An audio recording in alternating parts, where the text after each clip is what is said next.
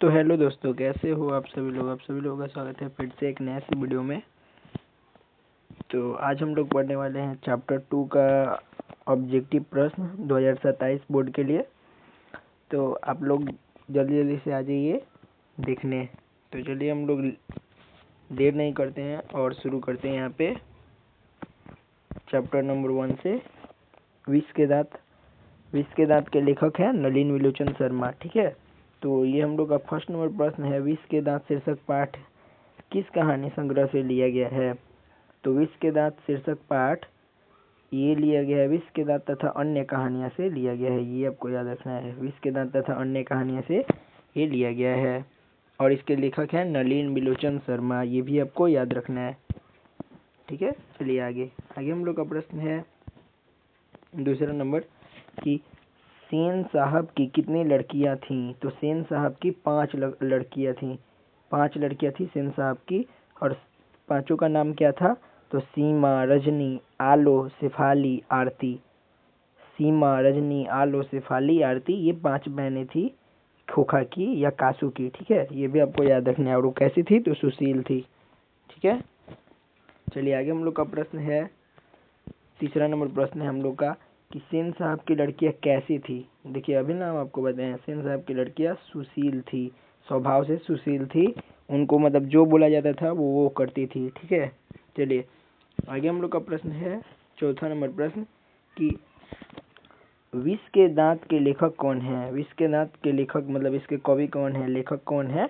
तो Nalin विलोचन Sharma. First number हम लोग का ऑप्शन हो जाएगा नलिन विलोचन शर्मा। और इसके पहले हमने हिंदी का चैप्टर 1 श्रम विभाजन और जाति प्रथा बाबा साहेब भीमराव अम्बेडकर के द्वारा लिखा गया था, तो वो हम करवा दिए ऑब्जेक्टिव। अगर आप वो नहीं देखे हैं तो जाके देखिए, सब समझा के हम पढ़े हैं, तो जाके आप लोग देखिए। चलिए आगे हम लोग का प्रश्न है नलिन विलोचन शर्मा द्वारा लिखित कहानी निम्न में से कौन है? तो नलिन विलोचन शर्मा लिखे हैं विष के दांत। विष के दांत कौन लिखे हैं? तो नलिन विलोचन शर्मा। और इनका जन्म कहाँ हुआ था? तो इनका जन्म उत्तर प्रदेश में बलिया नामक स्थान पे हुआ था। ये भी आपको याद रखना है। चलिए आगे हम लोग का प्रश्न है मदन किसका बेटा था? तो मदन गिरधर का बेटा था, गिरधर लाल का बेटा था मदन। और गिरधर लाल क्या करते थे? तो सेन साहब के यहाँ किरानी का काम करते थे, यानी पैसे वैसे का देखभाल करते थे। पैसे वाला जितना काम धाम होता है उसी को किरानी कहा जाता है, वही करते थे। लेकिन इनको नौकर बना के रखते थे सेन साहब, ये भी आपको याद रखना है। चलिए आगे हम लोग का प्रश्न है पांचवा नंबर हम लोग का प्रश्न है कि मदन के लिए क्या खाना मामूली बात थी? तो मदन के लिए मार खाना मामूली बात थी। मदन के लिए मार खाना मामूली बात थी। चलिए आगे हम लोग का प्रश्न है जल्दी जल्दी हम लोग देख लेते हैं। बीसी है ऑब्जेक्टिव, जो हर साल पूछता है हम वही केवल लेके आते हैं, तो ये आपको याद रखना है। इस वर्ष भी आया था 2026 के एग्जाम में भी, तो ये आपको याद रखना है। और अभी हम लोग पढ़ रहे हैं 2027 के बोर्ड एग्जाम के लिए। ठीक है, तो आपको जुड़ना है हमारे साथ, हमारे चैनल को लाइक और सब्सक्राइब करना है और पढ़ना है। ठीक है, चलिए आठवां नंबर प्रश्न है सेन साहब खोखा को क्या बनाना चाहते थे? तो सेन साहब खोखा को इंजीनियर बनाना चाहते हैं, इंजीनियर बनाना चाहते थे। ठीक है, चलिए आगे हम लोग का प्रश्न है कि नलिन विलोचन का जन्म कब हुआ था? तो नलिन विलोचन शर्मा का जन्म 1916 में हुआ था और इनका मृत्यु 1961 में। बस अब ये ट्रिक है, देखिए 1916 में इनका जन्म हुआ और 16 को उल्टा दीजिए तो 1961 में इनका मृत्यु हुआ। और इनका जन्म कहाँ हुआ? तो बलिया उत्तर प्रदेश, ये भी आपको याद रखना है। और इनके पिता का क्या नाम था? तो इनके पिता का नाम पंडित राम अवतार शर्मा था, ये आपको याद रखना है। चलिए आगे हम लोग का प्रश्न है 10वां नंबर प्रश्न, विष के दांत शीर्षक पाठ की विद्या क्या है? मतलब ये विष के दांत क्या है? तो ये कहानी है, कहानी रहता है जिसमें खोखा और मदन दांत तोड़ लेता है सब अपने में झगड़ा करके लट्टू के खेल में, ये भी आपको याद रखना है। चलिए 11वां नंबर हम लोग का प्रश्न है कि सेन साहब की कार की कीमत, यहाँ पे कार है, कार की कीमत कितनी थी? तो सेन साहब की कार की कीमत 7,500 रुपया थी। ठीक है, और कैसी कलर की कार थी? तो काली कलर की थी। और गाड़ी का क्या नाम था? तो ब्लैक स्टीमर। ठीक है, चलिए आगे हम लोग का प्रश्न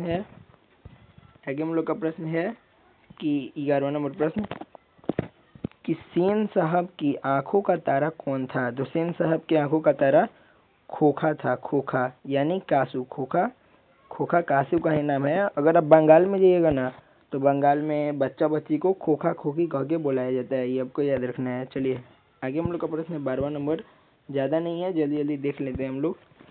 चलिए 13वां नंबर प्रश्न है, किसके अनुसार सेनों ने सिद्धांतों को भी बदल दिया था। मतलब कौन था जो घर में मतलब सबसे झगड़ा करता था, सबसे जो सेन साहब के परंपरा, सेन साहब से सदियों से परंपरा चल रहा था उसको खराब कर दिया था। तो ये खोखा, खोखा था।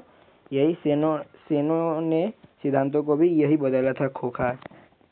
चलिए आगे हम लोग का प्रश्न है 14 नंबर कि ये विष के दांत कैसी कहानी है। तो विष के दांत एक मनोवैज्ञानिक कहानी है। इससे हमें सीख मिलती है कि कैसे गरीब और अमीर में भेदभाव होता है। चलिए आगे हम लोग का प्रश्न है कि नलिन विलोचन शर्मा का जन्म कहाँ हुआ था। तो नलिन विलोचन का शर्मा का जन्म उत्तर प्रदेश के बलिया नामक स्थान में हुआ था, ये आपको याद रखना है। चलिए आगे हम लोग का प्रश्न है 16 नंबर कि गिरधर लाल कौन है। गिरधर लाल कौन है। तो मदन के पिताजी गिरधर लाल हैं, ठीक है, सबको याद रखना है। चलिए आगे हम लोग का प्रश्न है 17 नंबर प्रश्न,